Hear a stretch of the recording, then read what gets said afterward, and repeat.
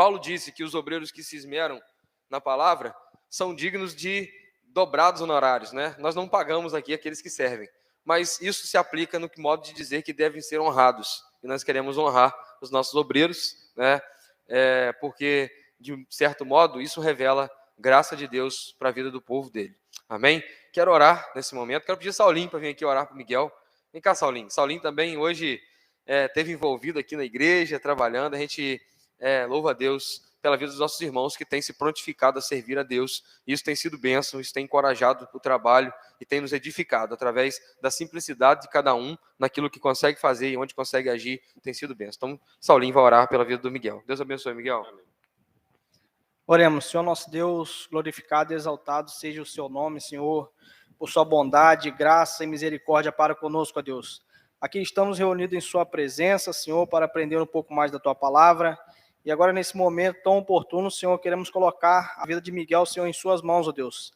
Agradecendo a Ti, ó Deus, por o Senhor ter orientado, ter dado direcionamento para cada um de nós através da vida do Miguel, ó Deus. Pedimos a Ti, ó Deus, que o Senhor continue abençoando, ó Deus, continue dando sabedoria, Senhor, para que Ele possa ser bênção, Senhor, em nossas EBDs, assim como tem sido, ó Deus. É a oração que eu lhe faço, agradecido, no nome santo e sagrado e precioso do Senhor Jesus Cristo. Amém. Amém. Amém, Miguel. Deus abençoe. Obrigado, Saulinho. Irmãos, está no gatilho? Jeremias, capítulo 6, versículo 16. Vamos colocar de pé para a leitura da palavra de Deus, que depois eu vou engatar uma primeira e vou entrar rasgando. Amém?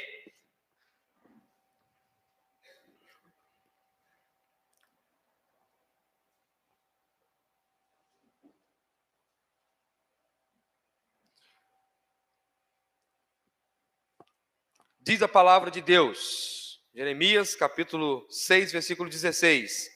Assim diz o Senhor: ponde-vos nos caminhos e vede, e perguntai pelas veredas antigas, qual é o bom caminho, e andai por ele, e achareis descanso para as vossas almas. Mas eles dizem: não andaremos nele. Palavra do Senhor, podeis assentar. Deus, dá-nos graça para a compreensão da sua palavra. Ensina-nos o caminho. Nós te perguntamos, ó Deus, as veredas antigas, onde elas estão, nos conduza por graça até elas. E a luz da sua palavra nos faça andar de modo digno do Evangelho. Em nome de Jesus. Amém. Meus amados irmãos, estamos aqui em São Fidélis, no ano de 2024, plantando uma igreja. Igreja essa denominada Igreja Batista Reformada. Uma igreja que busca estabelecer expressamente as doutrinas sagradas, centradas na palavra de Deus. E quando nós dizemos hoje, de modo contemporâneo, Igreja Batista Reformada, existe muitas coisas envolvidas nessa nomenclatura. E muito mais coisas ainda envolvidas no desejo e na aptidão por ser aquilo que estamos buscando. Ser batista reformado, em um contexto imediato, é uma busca por resgatar em nossos dias a confessionalidade histórica para que possamos, então, alicerçados, sem romper com a história, construir alicerces doutrinários e um ambiente eclesiológico seguro para o crescimento da fé dos eleitos. Nós, abrindo um pouco mais a palavra batista reformado em nossos dias, é uma busca por reformar aquilo que nós temos de estrutura batista denominado em nossos dias. E buscando estabelecer, irmãos, nos nossos dias, na nossa época, nesse ano que nós vivemos, a nossa geração, uma ideia que seja compreensível, prática e não simplesmente uma mera ortodoxia, mas uma ortopraxia. Nós queremos estabelecer aquilo que a palavra de Deus estabelece. Logo, nós não estamos inventando uma doutrina nova, abrindo uma igreja denominada em um sonho, numa visão, algo pessoal. Nós não estamos tentando construir um pensamento novo, né, do século 21, um pensamento do ano de 2024 para ter uma estrutura de igreja. Mas é um resgate. Igreja Batista Reformada é um resgate para entender o movimento batista também. Se é um resgate para aplicarmos as doutrinas do Evangelho, as doutrinas bíblicas na vida da igreja, também é um resgate para buscarmos a história e conseguirmos nos voltar a ela para construir uma base eclesiológica para que possamos, então, ser uma igreja bíblica. Nisso, irmãos, nós precisamos entender que os batistas não surgiram num vácuo. Está lá, de repente, alguém pensando e falou assim, João Batista. Pronto, vamos criar uma denominação chamada Batista. Embora tenha essa linha, nós vamos ver daqui a pouco, que é muito fraca e não se sustenta com bases verídicas, né? Mas se popularizou muito no Brasil, principalmente, por causa de um livro chamado O Rastro de Sangue. Esse livro popularizou a crença de que os batistas, eles são diretamente ligados à Bíblia e ao profeta João Batista. Isso não tem nenhuma validação por, assim dizer, questões históricas e materiais. Mas os batistas, eles não surgiram num pensamento aleatório, numa ideia vaga, num vago. O movimento batista surge dentro de um contexto. E eu quero apresentar esse contexto para os irmãos. Primeiro ponto, nós precisamos considerar que os batistas surgem dentro de um contexto da reforma protestante do século XVI. Então, os batistas surgem junto com Martinho Lutero, junto com os reformadores. Não é isso que eu estou dizendo. Eu estou, primeiro, dizendo aos irmãos que nós temos aqui uma base inicial de um movimento que vai fundar, posteriormente, os batistas. No início do século XVI, é apenas um contexto que nós surgimos. No início do século XVI, a reforma tem uma eclosão exponencial. Antes disso, alguns movimentos vieram, mas foram abafados e não conseguiram prosperar. Esse movimento começou na Alemanha com Lutero, mas ele se espalhou no século XVI com muita força para a Suíça, com Ulrico Zwinglio, na França com João Calvino, nos Países Baixos com os Huguenots, na Inglaterra surgem então os puritanos e na Escócia vão surgir os presbiterianos. Observe que eu tenho um marco, que é a Reforma Protestante, que é o estopim em 1517, quando Martinho Lutero afixa na porta da catedral as 95 teses contra indulgências. Daí em diante surge um movimento muito forte, sólido, um movimento muito orquestrado, tendo o Espírito Santo como orquestrador desse movimento, que é um chamado para a igreja ao retorno à Escritura. Então, nesse sentido, nós chegamos na Inglaterra. Evoluindo no contexto histórico, tem um fato marcante na Inglaterra, o chamado Ato de Supremacia. O ato de supremacia foi quando o rei Henrique VIII, em 1534, revoga o poder papal sobre a igreja da Inglaterra. Então, ele revogou a autoridade papal, dizendo a igreja católica inglesa, conhecida também como a igreja anglicana, não está mais sujeita a Roma, não está mais sujeita ao Papa. Então, isso é um marco importantíssimo. Porque agora, essa igreja, ela tem uma independência para poder sustentar-se por aquilo que entender à luz das Escrituras, e não mais é regida pela autoridade papal como acima das Escrituras. Há um momento importante aqui. E como disse o pastor Judiclei Santos, aqui está preparado o útero de onde nascem as igrejas independentes. Podemos citar aqui algumas delas: batistas, presbiterianas, congregacionais e algumas outras. Mas nasce desse útero aqui, que é esse ato de supremacia em 1534, que dá a possibilidade de surgirem novos movimentos evangélicos, por assim dizer, denominados bíblicos, à luz das Escrituras. Então, o rei Henrique VIII morreu e os seus filhos governaram. Nessa ordem, Eduardo VI, conhecido como o Protestante, ficou conhecido também em toda a Europa como o Josias da Europa. O Josias da Europa, porque ele empreendeu em muitas frentes reformas significativas, possibilitando que o protestantismo ganhasse força, consistência e, inclusive, documentos e materiais para dar sequência à evangelização à luz da palavra de Deus. Ele morreu muito jovem e, assim, assume uma rainha que foi uma devastidão, né, naquele tempo, conhecida como Maria Sanguinária. A Maria I foi conhecida como Maria Sanguinária. A Católica era o apelido dela. Filha de Catarina de Aragão, que foi um relacionamento que o próprio rei Henrique teve por fora, que motivou ele, inclusive, se desligar da igreja de Roma, porque ele queria se recasar, divorciar e recasar, e a igreja de Roma não permitia, mas isso não nos dá tempo para a gente tratar disso. Posteriormente, nós teremos isso também tratado com mais clareza. Mas o fato é que Catarina, que Maria I, a católica, ela buscou com todas as forças fazer o quê?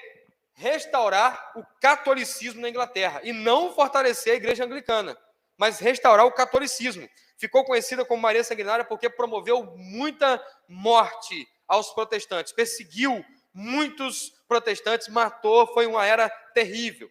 Depois dela, surge uma via média, um ponto de equilíbrio, chamada Elizabeth I. Ela tinha tendências protestantes, mas não queria mais guerras por causa de teologia.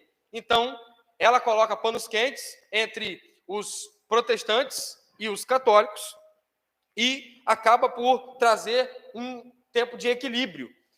E, nesse tempo, a igreja anglicana tem a teologia reformada, mas as práticas católicas. E aqui surge o embrião dos batistas. Aqui está o embrião dos batistas. Por quê? Porque aqui surge o movimento puritano. É o estender do tapete para o surgimento dos batistas. Observe que o texto que nós lemos de Jeremias 6 diz para a gente observar as veredas antigas. Deus está falando para o seu povo naquele tempo: olhe para as veredas, caminhos, olhe para os caminhos antigos, olhem para aquilo que foi traçado para vocês, por onde trilharam os seus pais, olhe para a história de vocês e perceba a importância dela para o viver de vocês. O texto diz para que vocês vivam em paz, para que a alma de vocês tenha paz.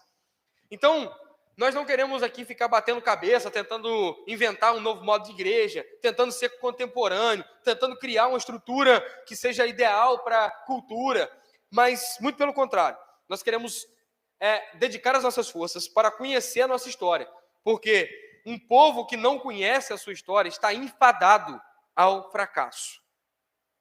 Ele vai sofrer por isso.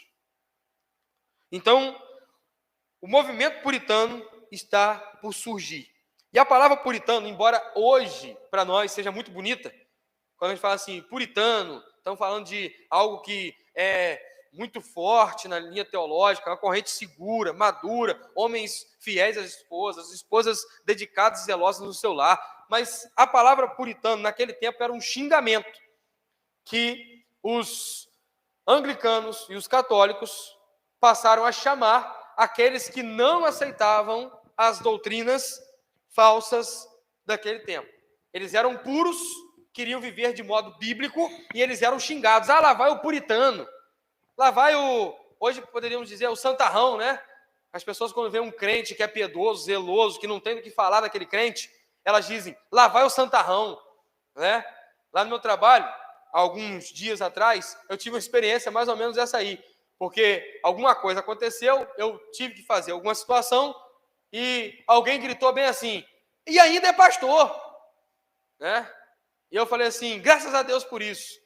E as pessoas que estavam lá sendo atendidas, que me conhecem, começaram a rir daquela situação, né? Porque quando você não tem nada que acusar um crente, você tem que fazer o quê? Você tem que chamar ele de santarrão. Santarrão, olha o santarrão lá. E assim começou a acontecer com os puritanos. Homens, quase todos pastores da igreja anglicana, que não estavam satisfeitos com as reformas, buscam uma purificação da igreja. Como eles chamaram o movimento, eles mesmos chamaram esse movimento da seguinte forma: despir, um movimento que buscava despir a igreja anglicana das roupagens papais, né? Eles queriam limpar a igreja. Esses homens sofreram uma perseguição implacável. Foram depostos dos seus ambientes de trabalho. Olhavam para um homem que era bíblico, sensato, equilibrado, mediado pela palavra de Deus e falavam assim: eu não quero esse cara aqui. Esse cara está atrapalhando o nosso ambiente de trabalho.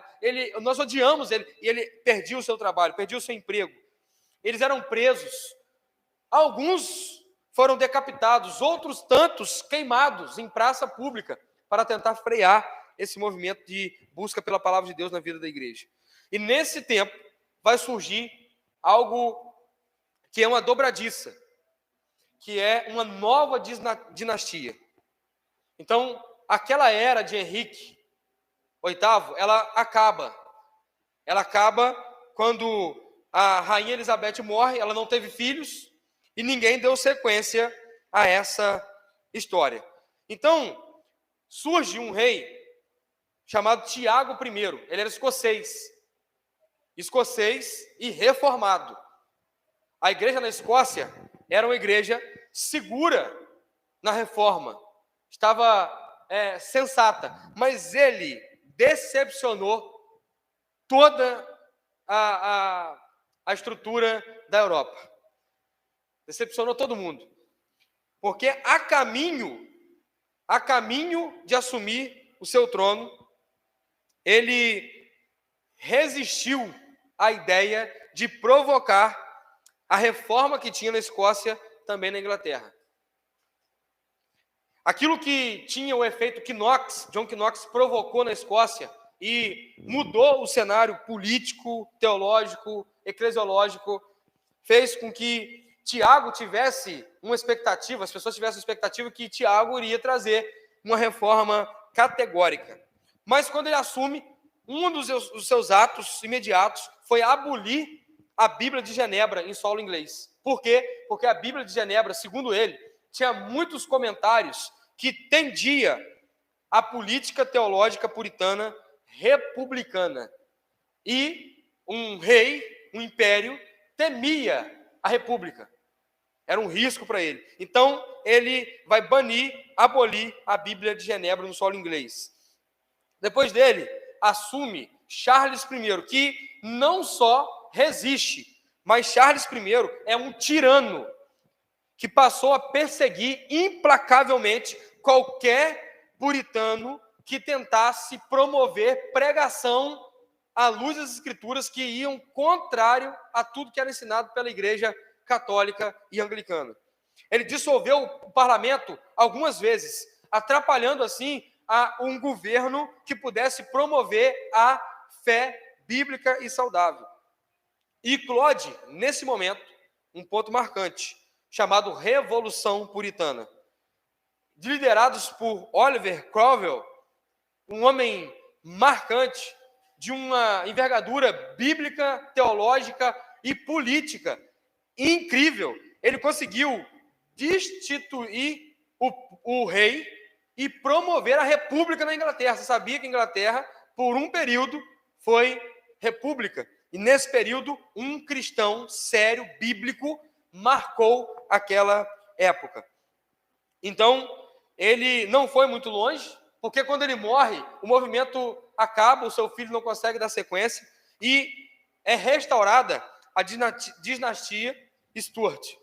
Com essa dinastia, vem Charles II.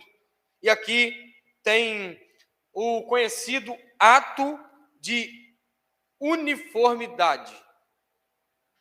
Esse ato de uniformidade ele dá um golpe em 1662 no movimento puritano e, então, determina de modo categórico a forma católica de culto, de oração, sacramentos, sacerdócios e ritos na igreja. E se qualquer igreja não fosse regida pela forma católica de cultuar, de se expressar, ela seria punida. Então, acontece aqui o movimento conhecido como os dissidentes não conformistas. Aqueles que não se conformaram. E nesse contexto, o que eles precisaram fazer? Fugir. Fugiram para a Holanda, para os Países Baixos, fugiram para, inclusive, o Novo Mundo, né, que é a Nova Inglaterra, os Estados Unidos, e ali começam a surgir os movimentos. Observe que nós estamos chegando perto de onde a gente está, na história.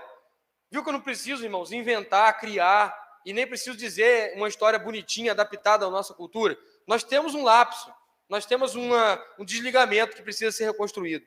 Então, nesse contexto, homens fogem para a Holanda, e eles são os primeiros batistas. Eles, fugindo para a Holanda, que tinha liberdade de expressão, de culto, eles conseguem ali começar um trabalho que vai ser conhecido mais à frente, nós vamos ver como batistas gerais.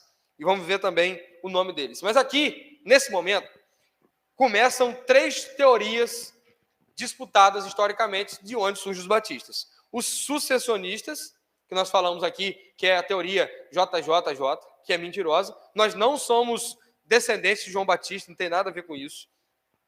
A segunda teoria, a teoria anabatista. E uma nota importante aqui. Na Confissão de Fé Batista de 1644, os batistas escreveram de modo categórico que não eram anabatistas. Está escrito lá no subtítulo dizendo: nós não somos anabatistas. E por último, nós temos a linha verdadeira, verídica, que são os separatistas ingleses. A base histórica significativa para entender essa linha, e tem dados importantes, documentados, para que possamos, então, construir a nossa origem, de onde viemos. O contexto era um contexto complicado para a igreja. A igreja era praticamente clandestina, e com muita dificuldade de, principalmente, desenvolver documentos que formalizavam a estrutura dela.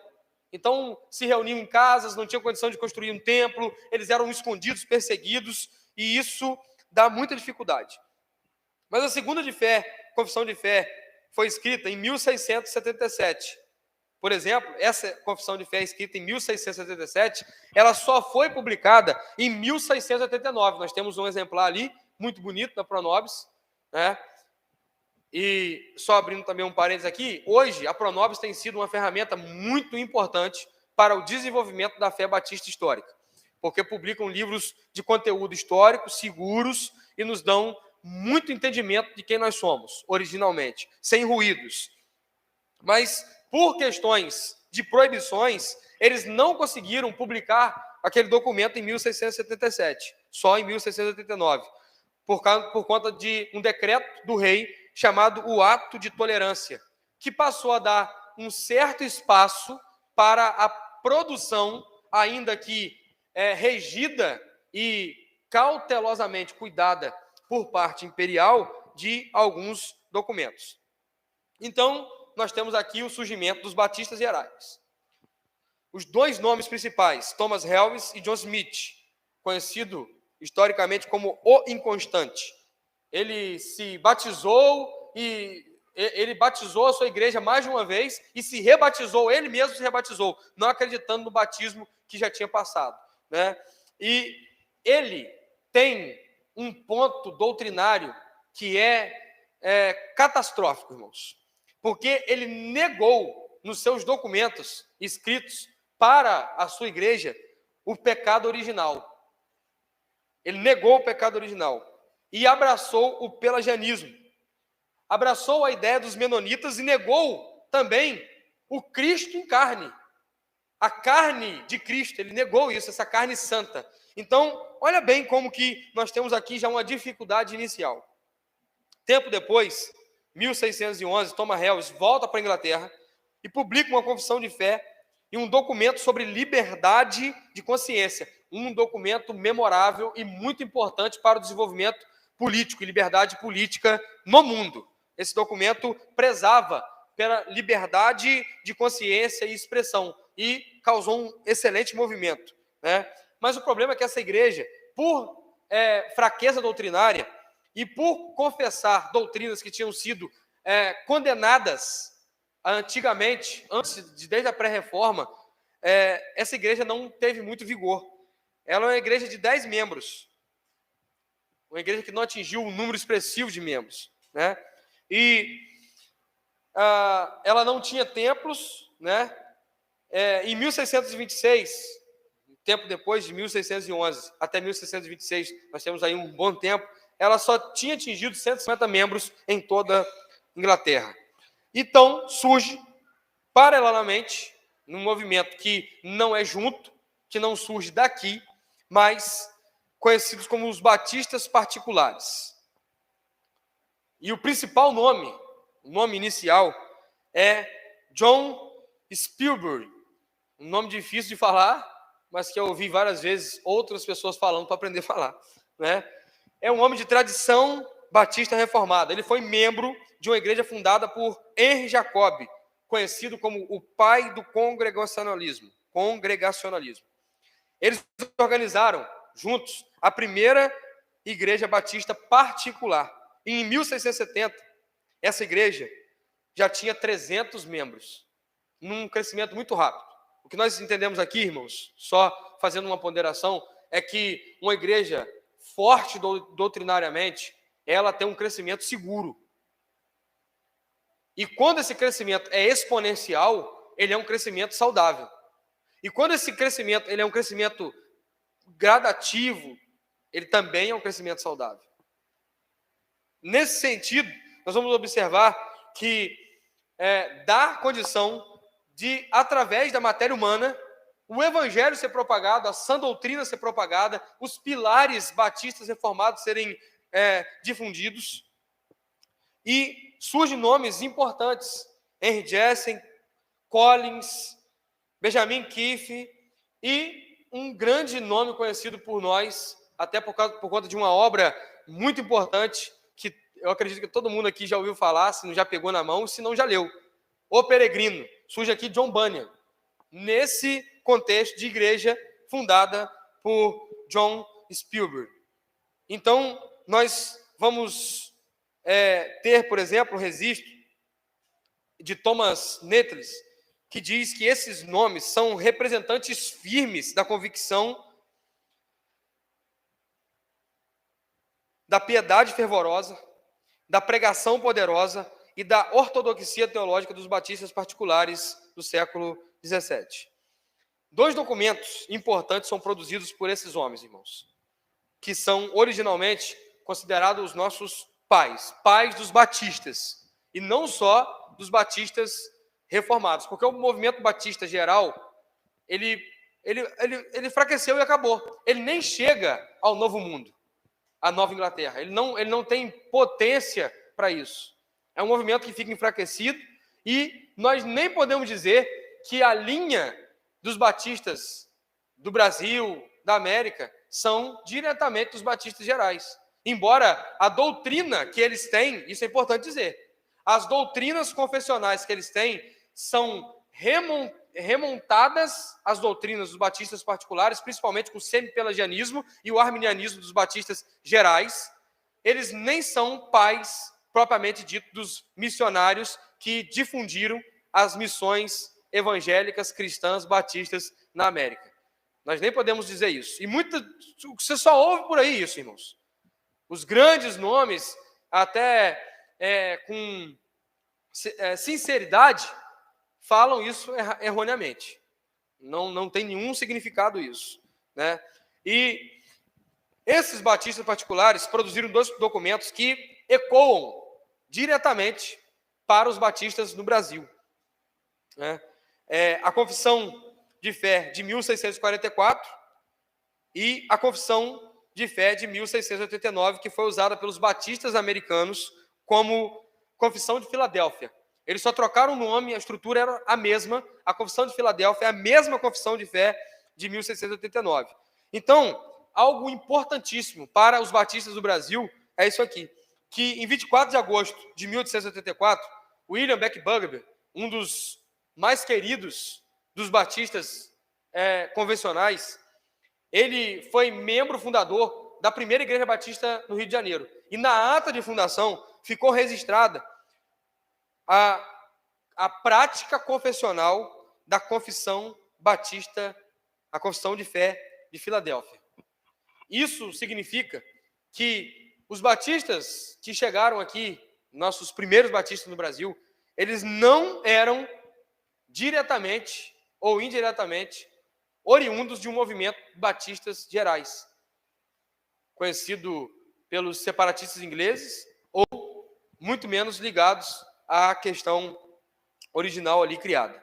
E isso não diminui o trabalho daqueles que fizeram e tiveram a sua importância naquele tempo. Os batistas gerais, principalmente esses documentos de tradição com liberdade de consciência, eles são importantes para o desenvolvimento cristão, mas nós precisamos entender que essa é a nossa história, irmãos. Essa é a nossa história. Dali, nós somos evangelizados. Uma igreja em Santa Bárbara do Oeste, uma igreja na Bahia, uma igreja no Rio de Janeiro, uma igreja que veio desenvolvendo um trabalho no Brasil, conhecido como batistas. E é esse resgate que nós queremos promover. É um resgate, por assim dizer, uma perda interna. Os batistas se perderam em si. Eles se perderam. Eles não conhecem a história deles. Boa parte do que eu falei aqui é surpresa para a maioria esmagadora dos presentes aqui, daqueles que estão me ouvindo e dos batistas fidelenses, e se não dizer dos batistas até mesmo do Rio de Janeiro. E por culpa de algumas questões, falta de documento traduzido, desconectividade histórica, desligamento de confissão. Quando os batistas começaram a mudar as confissões de fé, eles começaram se distanciando dos originais. E hoje, nós temos 10 tipos de batistas, irmãos. Eu poderia expressá-las aqui para os irmãos, mas vai ficar para próximo ensino, da próxima quarta-feira. 10 tipos de batista diferentes. Inclusive o batista fake news, que só carrega o nome, não tem nada a ver com batista. Vai abrir uma igreja, bota batista aí, e bota. O fato que eu quero evidenciar para nós nessa noite, para reflexão, aplicação final, irmãos, diante da realidade histórica, daquilo que o texto de Jeremias nos chama a olhar para as nossas veredas e não deixar ou não permitir que nós venhamos viver ao léu doutrinário, histórico, criando algo que a gente imagina. A gente precisa entender que se a gente não tiver uma linha, a gente vira uma coxa de arretalho. Cada um crê em uma coisa. Todo mundo tem um entendimento próprio de aquilo que é confessional para ele. E nós, por fim, não vamos acreditar em nada. Quantas igrejas, por não serem saudáveis na confissão e na admissão de membros, elas passam a perder de vista a sua originalidade com o tempo. Um texto da palavra de Deus nos chama a atenção, de 2 Tessalonicenses, capítulo 2, versículo 13 ao 17. O apóstolo Paulo, olhando para uma realidade de desvios, de invencionices, de criatividades de muitos mestres falsos naquele tempo, e até mesmo pela oportunidade que o mundo da época, a cultura da época estava tendo de tentar provocar e promover no seio da igreja algumas questões que eram de grande destruição.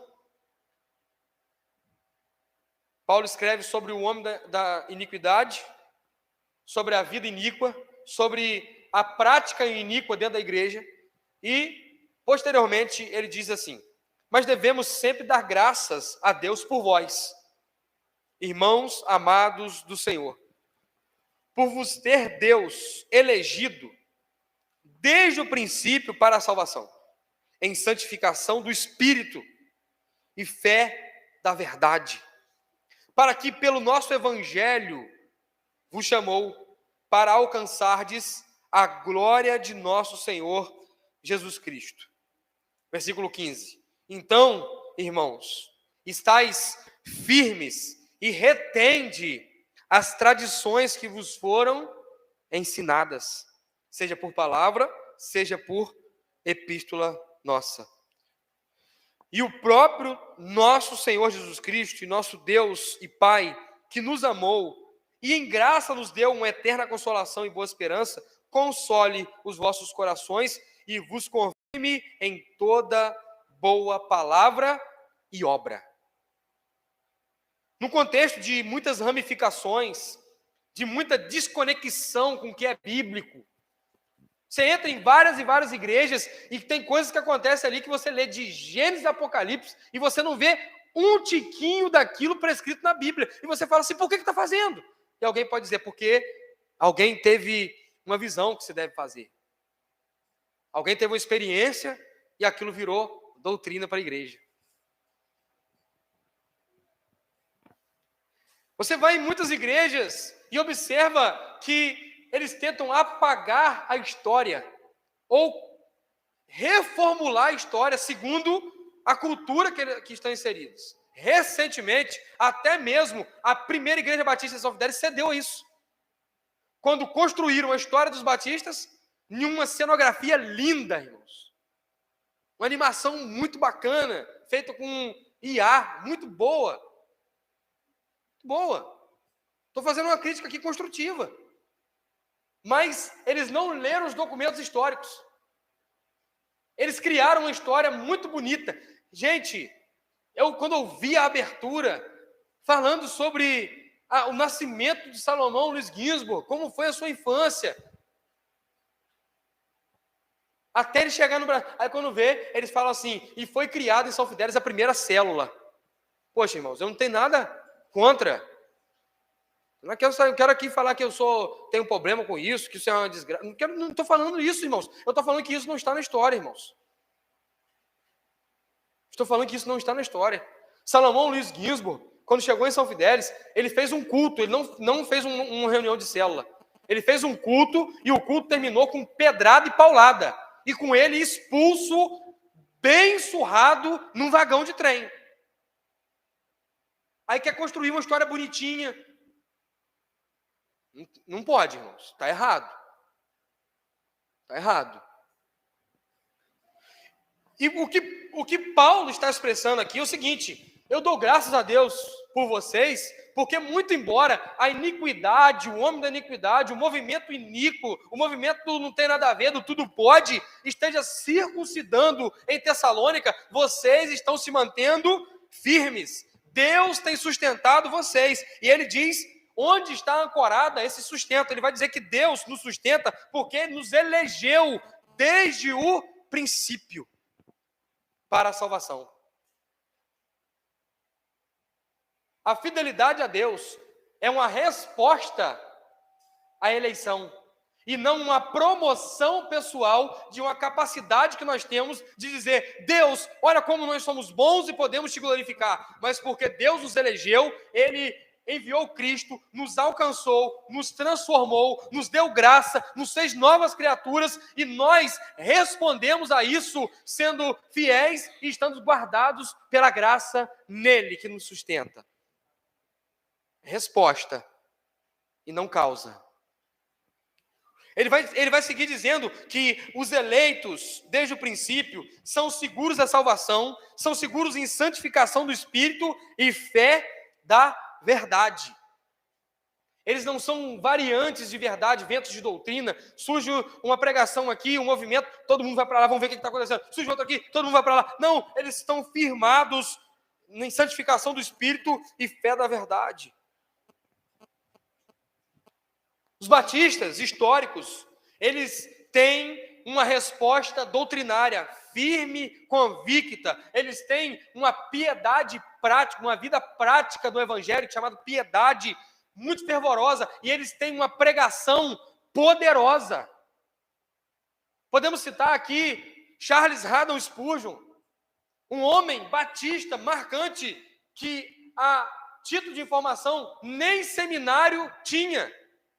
Sabia dessa que Charles Spurgeon não estudou no seminário?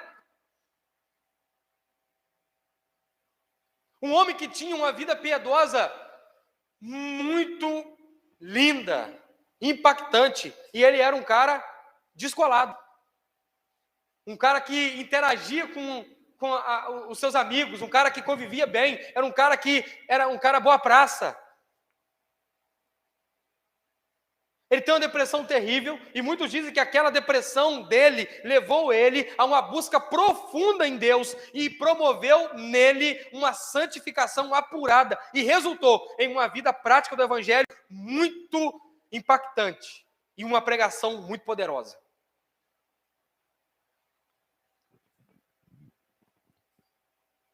E aí Paulo diz no versículo 14, para que o que pelo nosso Evangelho vos chamou, Deus elege.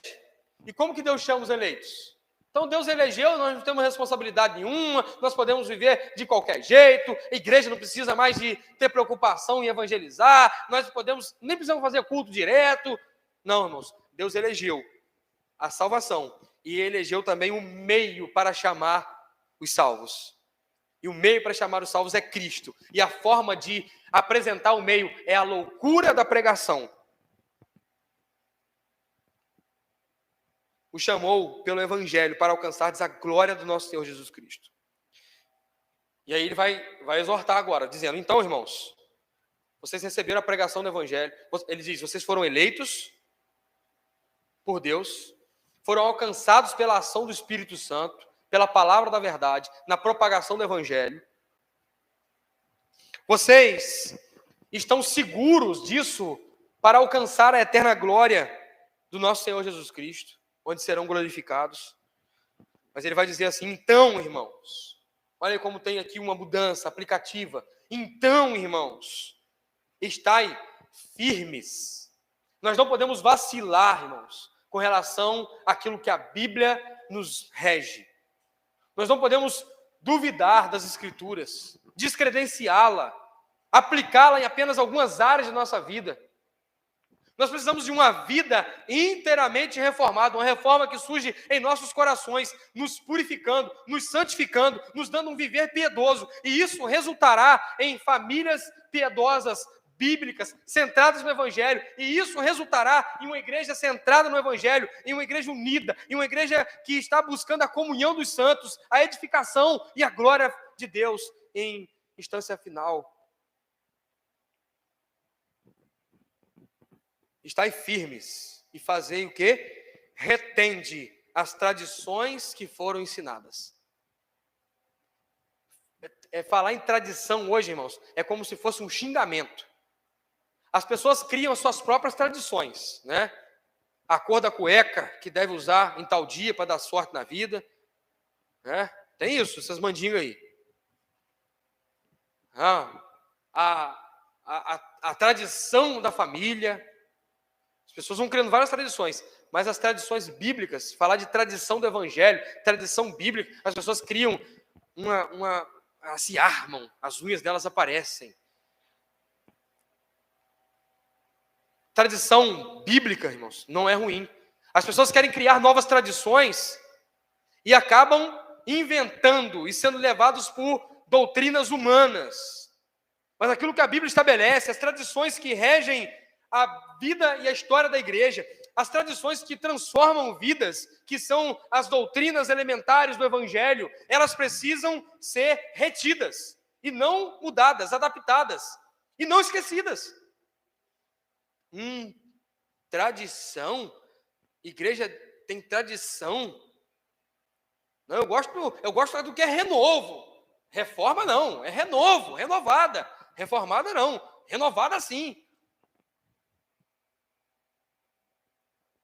Doutrina não. Mover sim.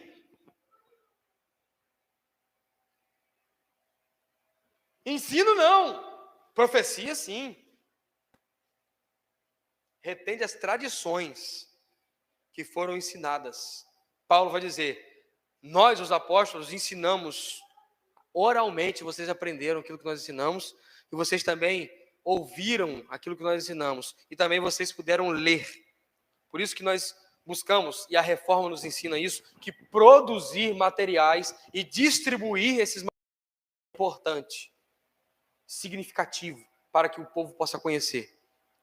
A reforma, ela deslanchou, irmãos, muito se dá por conta do surgimento de uma publicadora da época que pegou as 95 teses de Lutero, levou para lá, né? Hein, Miguel? Isso é importante.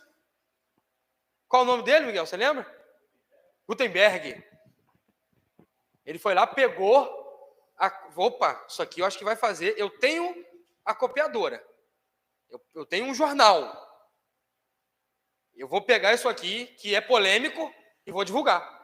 E ele rodou aquilo em larga escala de produção e começou distribuindo. Aquilo chegou em muitas pessoas. As pessoas começaram a ler nas suas casas. Elas não precisaram ir até a catedral para ver aquilo. Aquilo começou circulando pelas ruas. E tornou-se impossível de segurar. Quando nós, então, divulgamos nas nossas mídias sociais, quando nós compartilhamos, irmãos, não é meramente para poder ter curtidas, likes, para que as pessoas possam ver e tornar-se seguidores da gente. Não, é para que as pessoas tenham conhecimento de doutrinas centrais, de história, de verdades que precisam chegar aos seus ouvidos para que possa abrir os seus olhos, transformar o coração delas.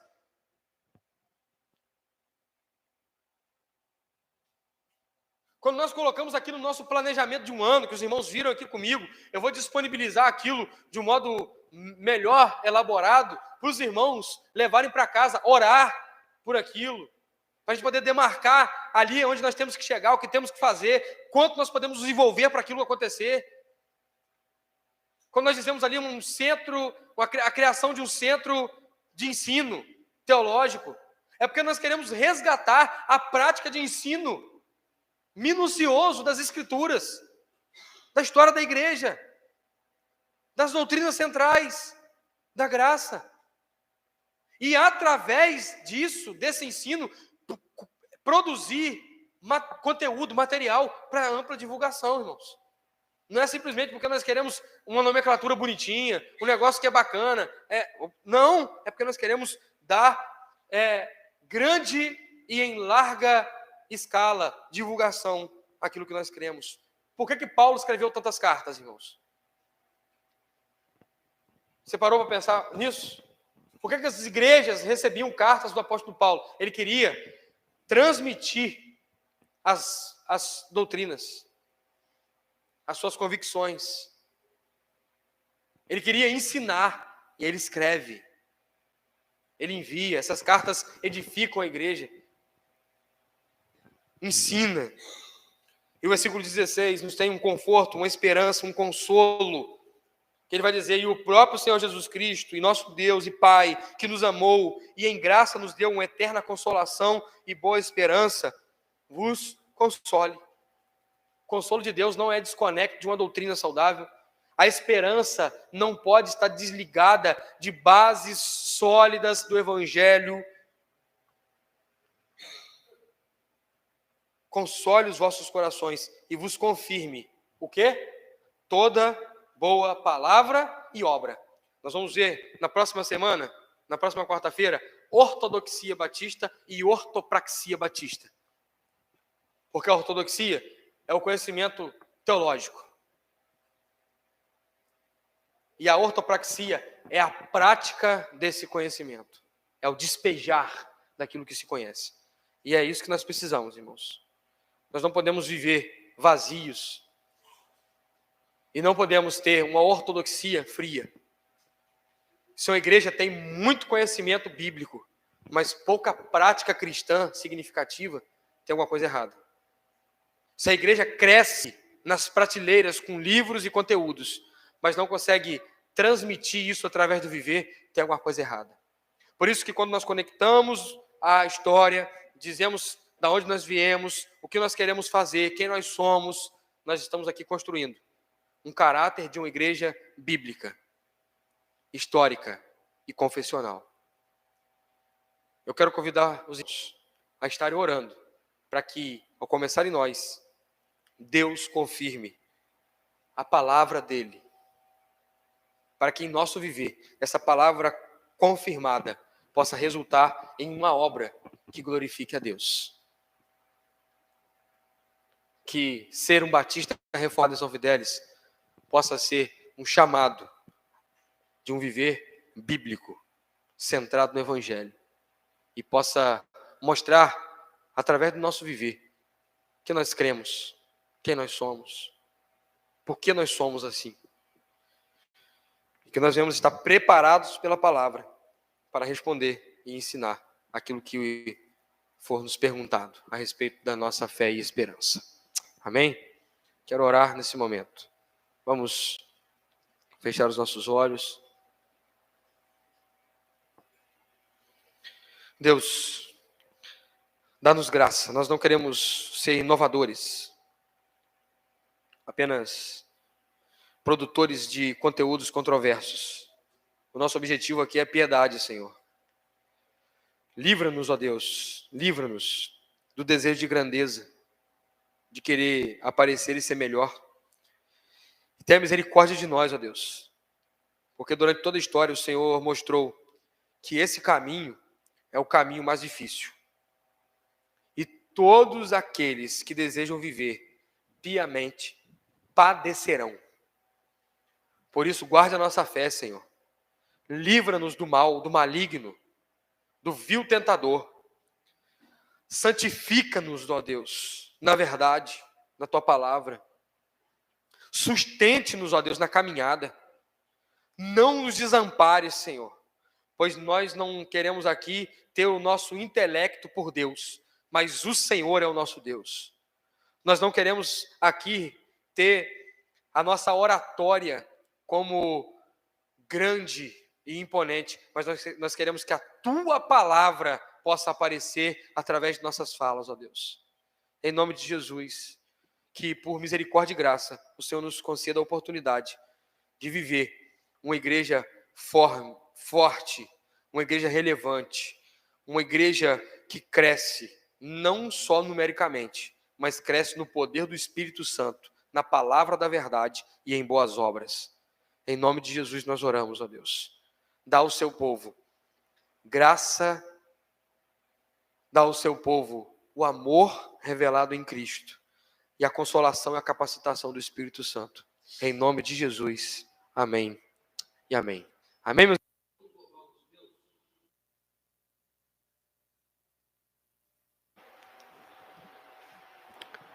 Vamos louvar o nosso Deus, irmãos. Nos coloquemos de pé para terminar louvando em adoração, em resposta à santa palavra do Senhor.